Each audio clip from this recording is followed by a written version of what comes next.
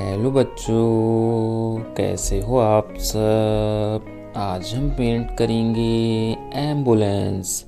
तो देखते हैं इसको पेंट करने में कौन से कलर यूज़ होंगे। Pink colour, yellow colour, dark green colour, orange colour, blue colour, brown colour, purple colour.